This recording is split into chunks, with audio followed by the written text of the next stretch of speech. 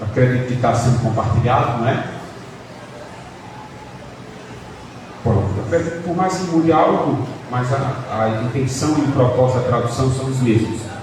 As nossas traduções são parecidas. Versículo 16 de Atos 17. Enquanto Paulo os esperava em Atenas, o seu espírito se revoltava em face da idolatria dominando na cidade. Por isso falava na sinagoga com os judeus e os gentios piedosos, também na praça, todos os dias com os que se encontravam ali. E alguns dos filósofos epicureus e estoicos discutiam com ele, havendo quem perguntasse: o que quer dizer esse tagarela? Outros diziam: parece pregador de deuses estranhos. Diziam isso porque Paulo pregava Jesus e a ressurreição. Então, tomando consigo, levaram-no ao Areópago, dizendo: podemos saber que nova doutrina é essa que você ensina? Paulo, pois você nos traz aos ouvidos coisas estranhas, e queremos saber o que vem a ser isto. Amém? Quando vocês tratam um tema como esse, sendo luz e meio às trevas, o pastor Francis Nilson, ele abordou, acho que foi hoje, precisamente o texto de Efésios, não foi? Ele fez a exposição do texto. Meu propósito é trazer um exemplo de uma luz, que foi o nosso apóstolo Paulo, em meio a umas trevas, que foi aquele Areópago, em um local extremamente religioso. O próprio Paulo explicou isso. E às vezes, meus irmãos, nós perguntamos a Deus quais são as oportunidades que nós podemos ser luz, quais são os ambientes em que nossa luz deve brilhar, ou quais são as oportunidades que eu devo aproveitar para compartilhar a luz que temos, que é Cristo Jesus, o nosso Senhor. É uma realidade que estamos em meio às trevas, é uma realidade que o mundo jaz no maligno. Nós de lá saímos, de lá nós vimos. E o próprio Jesus Cristo, logo após a passagem tão conhecida nossa, que é João 3,16, ele nos conta que os homens amaram mais as trevas do que a luz. Jesus também nos disse que os homens rejeitaram a luz, afastaram-se da luz e não se aproximaram dela, para que as suas obras não sejam reprovadas. E aqueles que amam a luz, aproximam-se da luz, porque suas obras são feitas em Deus.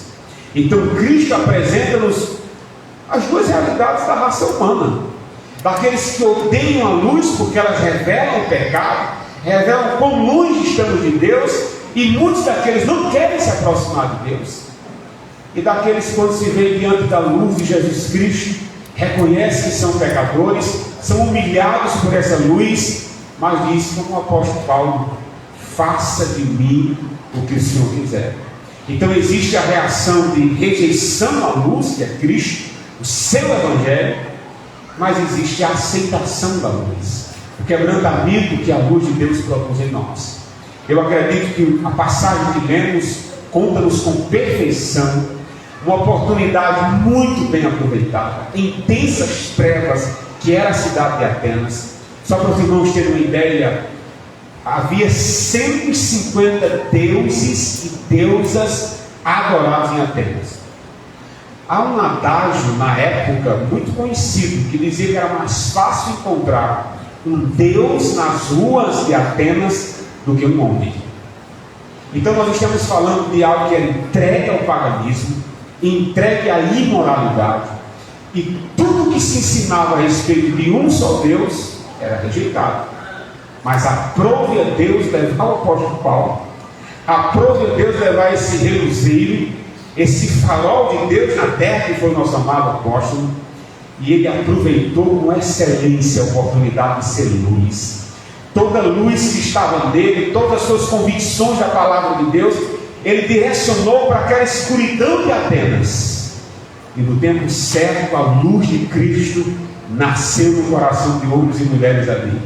E homens e mulheres foram salvas com a luz que o nosso apóstolo Paulo tinha, pregava e saía anunciando no mundo o Jesus Cristo que muda e salva o homem até hoje. Até hoje.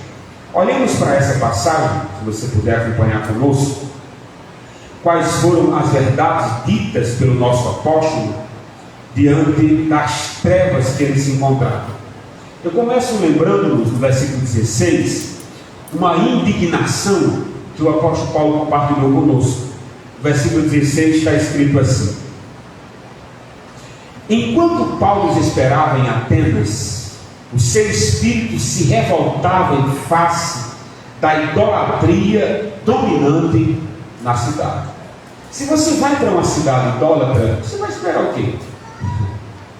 Se você está em um ambiente idólatra, entregue à idolatria, você vai esperar ver dezenas e milhares de deuses. Não há nada normal aqui.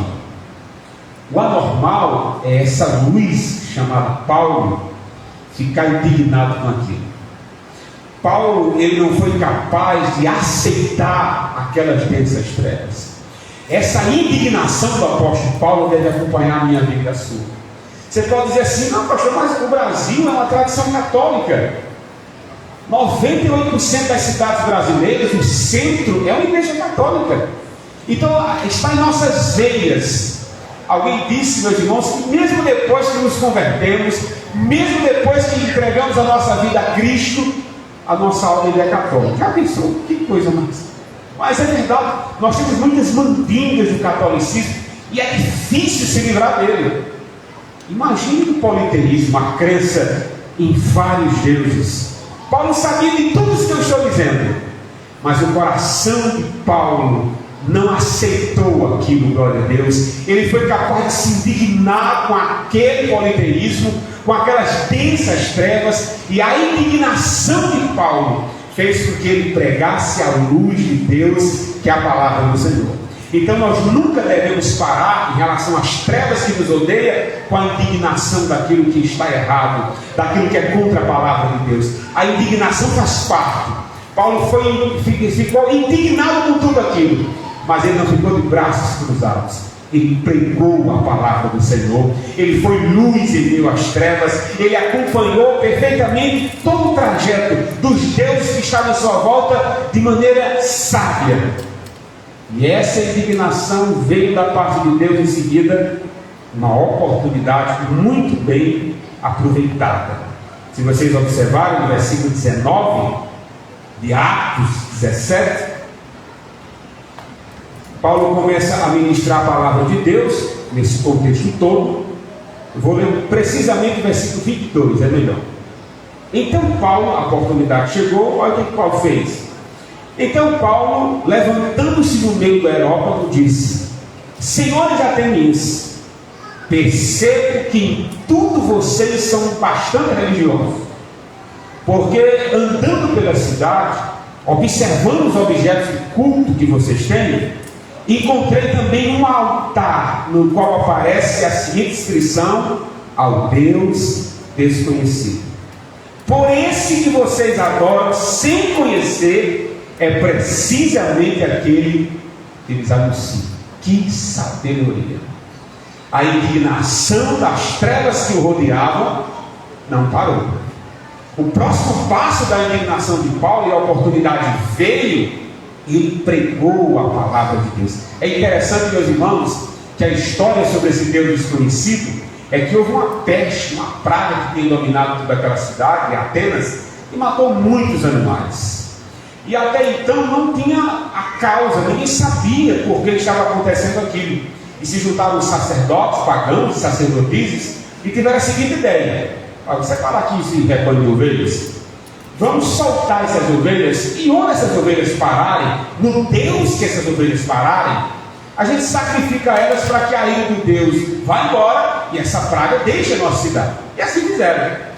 Só que as ovelhas, irmão, saíram peregrinando pela cidade e não pararam em altar de ninguém. Encostaram lá e não tinha nada. E os sacerdotes disseram assim: pararam aqui, o que a gente faz? Não, então a gente vai construir um altar e coloca lá o nome: ao Deus desconhecido. E sacrificaram as ovelhas para esse Deus desconhecido. E a peste, a praga, acabou. Por isso que tinha esse altar ao Deus desconhecido. Mas o interessante, irmão, não é ter esse altar, o Deus desconhecido. É Paulo trazer esse Deus, que é Cristo Jesus, para aquelas trevas. É entender que por mais que eles acreditassem em centenas de deuses, no único Deus verdadeiro, eles não acreditavam. Então, saber que aqueles estão nas densas trevas, que não conhecem o Evangelho de Deus, que não usufruem da liberdade que temos, da paz que temos, ficamos indignados, mas coloquemos para fora a luz que está em nós, o Evangelho que pode salvar outros, o Evangelho que pode trabalhar na vida de outros, assim como aconteceu em Atenas. Então é extraordinário Paulo aproveitar essa história pagã para dizer assim: deixa eu trazer para vocês o Deus que vai acreditar. E as verdades ditas pelo nosso amado apóstolo é exatamente aquilo que nós conhecemos tão bem, foi cantado tão bem nessa noite. A primeira está em versículo 24 e 25. Paulo inicia a sua mensagem falando que existe apenas um Deus que é soberano sobre tudo e todos.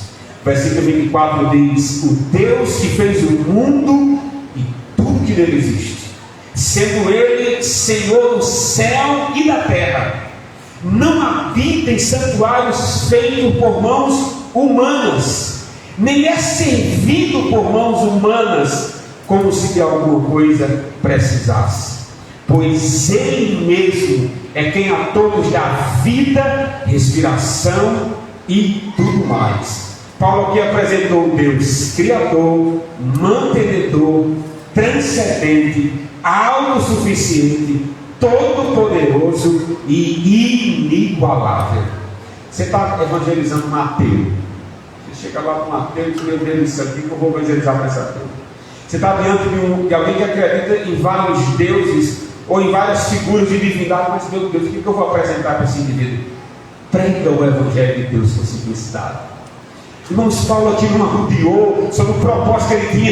Ele está pregando bem no bar. Ele está falando que existe um Deus que criou os céus e a terra, que mantém a terra da qual nós habitamos, está interessado em abençoá-los, não pode ser servido. Os templos que os homens criaram não podem conter pela sua grandeza, majestade, soberania e bondade. Mas é exatamente isso que as trevas precisam ver. É a luz do Deus que salva, é a luz do Deus que é transcendente, é a luz do Deus todo-poderoso que continua salvando homens e mulheres. Meus irmãos, se você criar algo, enfeitar algo, para aqueles que estão em dessas trevas, achando que é preciso, não, deixa eu ver se eu enfeito aqui. O nosso Deus é autossuficiente, Ele tem tudo que a humanidade precisa. A verdade de Deus, os pilares do Evangelho, é suficiente para qualquer treva, para qualquer pessoa escrava. Então, pelo simples fato de você ser luz, anunciar a palavra desse Deus soberano, criador e sustentador de tudo, já torna o indivíduo responsável pelas suas ações. Não precisa ir mais ficar aquém ou além disso. Paulo está diante de muitos filósofos, de doutores da época, em densas trevas, e está dizendo assim: no princípio Deus dos céus e a terra. Como assim, Paulo? Você vai pregar sobre o único Deus para esse mundo politeísta? A verdade é que traz a luz que liberta. Entende? Não são os enfeites, não são as nossas criações, não é a verdade. Traz a verdade aonde você está, seja a verdade onde você trabalha, seja a luz de Deus em toda a sua totalidade, que diz respeito a amar a Deus acima de todas as coisas, que é suficiente para que essa luz incomode, é suficiente para que essa luz entre no coração de homens e mulheres. Não precisa enfeitar. Paulo está trazendo a verdade do Deus da criação para aquele mundo que estava em dessas trevas. A segunda verdade que o texto nos diz, que Paulo pregou, é que Deus criou um homem. O criador desse homem foi criado para adorar a esse Deus, e ele decidiu afastar-se. Lá no versículo 26 e 27 ele diz: de um só fez toda a raça humana para habitar sobre a face da terra, havendo fixado os tempos previamente estabelecidos, os limites da sua habitação, para buscarem a Deus, se porventura tateando possam achar. Aí o texto diz: bem que não está longe de cada um de nós, pois dele vivemos, nos movemos e existimos, como alguns dos vossos poetas têm dito, porque dele também somos geração. Irmão, como é que a gente adora um Deus que não precisa de nada? Como é que a gente adora um Deus? Vamos aqui oferecer as ovelhas. Quem fez essas ovelhas aqui?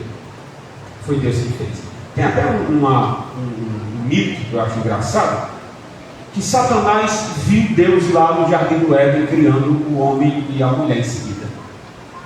Aí foi se aproximando de Deus na criação do Éden. Aí essa história mitológica, é claro, né? Olhou assim para Deus e disse: me dê esse barro aí. Aí Deus disse: não, faça o seu, porque até o barro foi Deus que fez. Tudo que está em nossa volta foi Deus que fez. Tudo que nós contemplamos vem das mãos do Senhor. E o extraordinário, meus irmãos, para a glória do nome dele, é que ele nos fez para adorá-lo. Ele nos fez para conhecê-lo.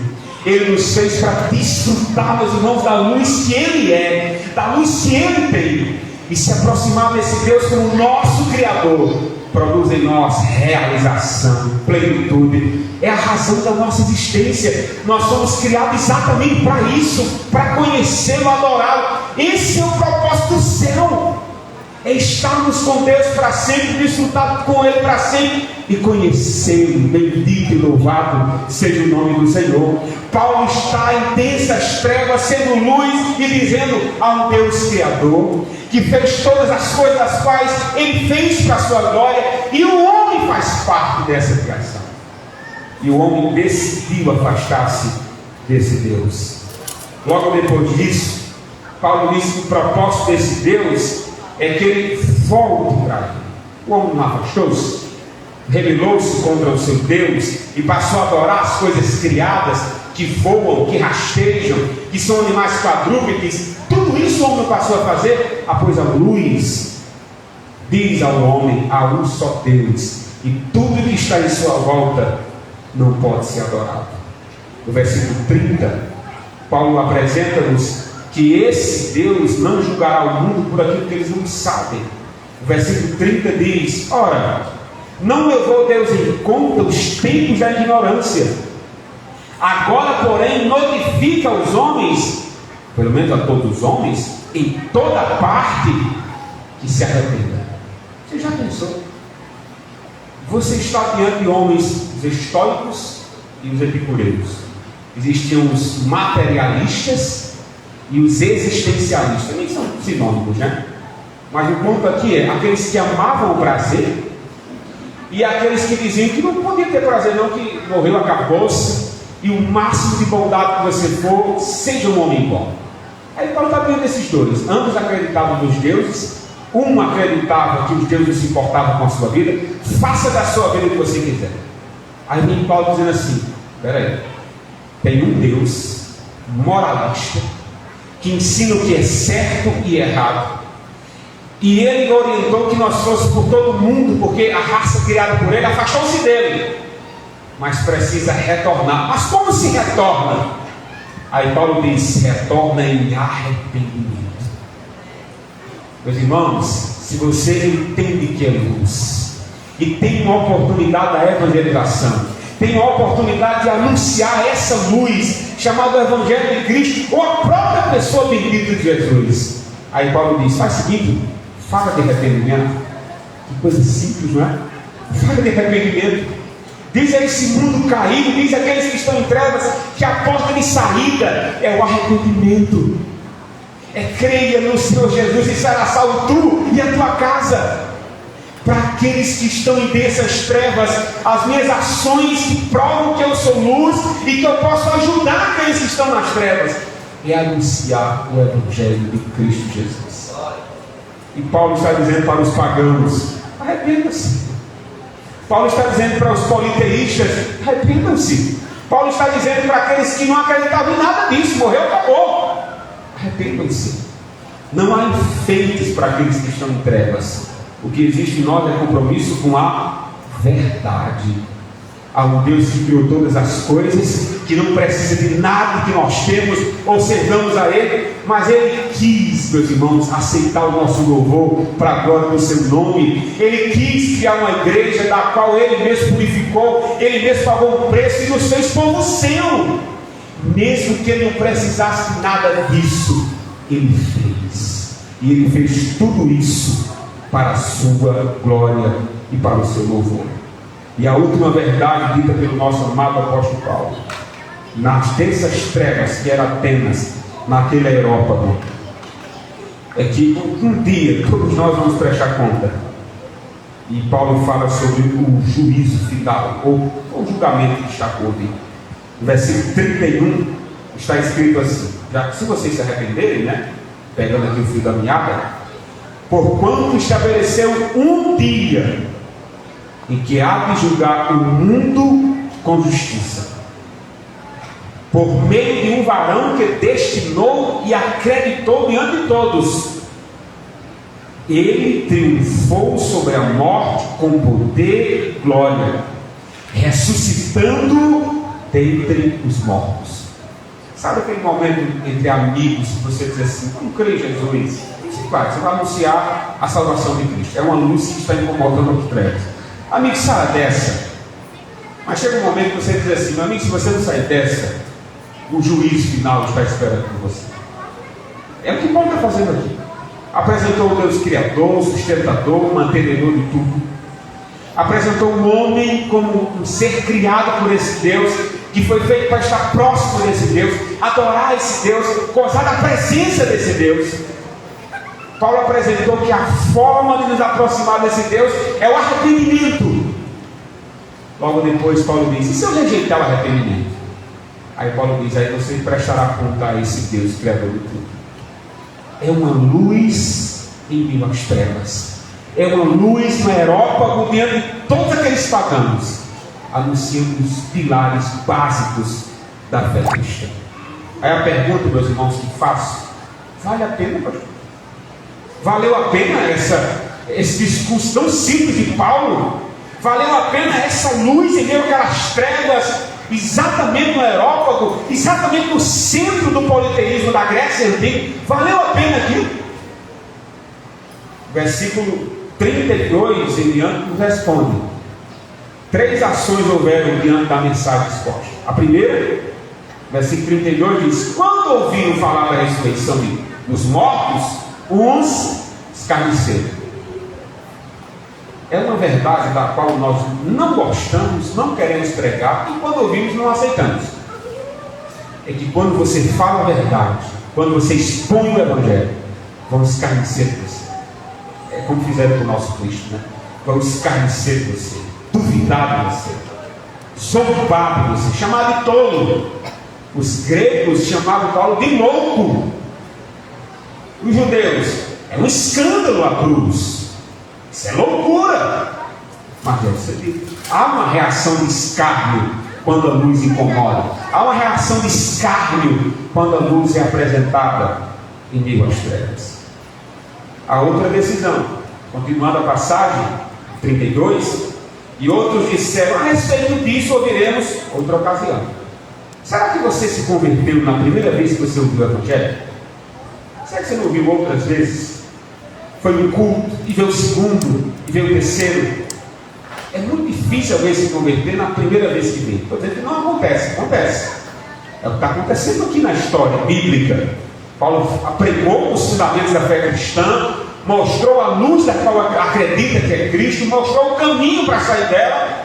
A primeira reação foi escárnio, a segunda reação foi deixa para lá. Mas qual foi a terceira e última reação? Está no versículo 33 e 34. A essa altura, Paulo se retirou do meio deles. 34. Houve, porém, alguns homens, glória a Deus, que se agregaram a ele e creram. Entre eles estavam Dionísio, o Areopagita, uma mulher chamada Dâmaris, e com eles outros mais. Meus irmãos, quando você entende que é luz, e você é o único instrumento do qual Deus usará para quebrantar o coração dos pecadores, daqueles que estão em densas trevas, frente ao escárnio que temos, o adiamento da decisão, mas a sua insistência em ser luz, outros vão crer em Cristo Jesus, outros vão fazer parte da luz que você tem, e desejarão essa luz, quando ouvirem o Evangelho de Cristo Jesus, que liberta e transforma o homem.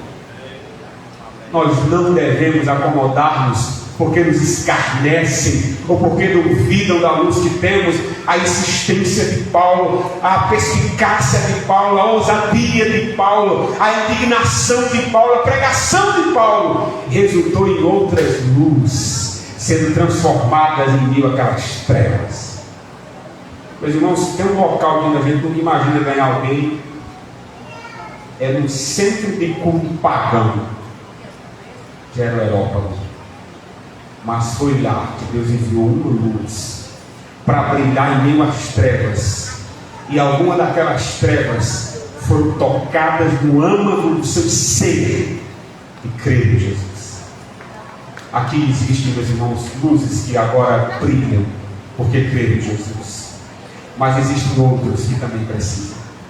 Sejamos então luz em meio às trevas. Sejamos essa luz que nós não temos o propósito de incomodar, mas vamos incomodar. Mas que esse incômodo seja porque você é uma luz de Cristo.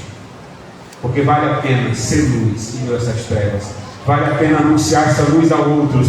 Vale a pena, meus irmãos, sermos instrumentos de Deus para tirar outros das trevas, assim como somos tirados. Então olhemos para esse testemunho de Paulo e guardemos em nossos corações, entendendo que ser luz em meio às trevas não é fácil, mas é um privilégio ser luz. É um privilégio saber que vamos para o céu. É um privilégio saber que temos a verdade que transforma o homem, e que outros também podem conhecer a luz da qual nós tanto amamos e evangelizamos e divulgamos, que é Cristo Jesus, o nosso Senhor. Agradeço a Deus a minha oportunidade, em nome de Jesus. Amém.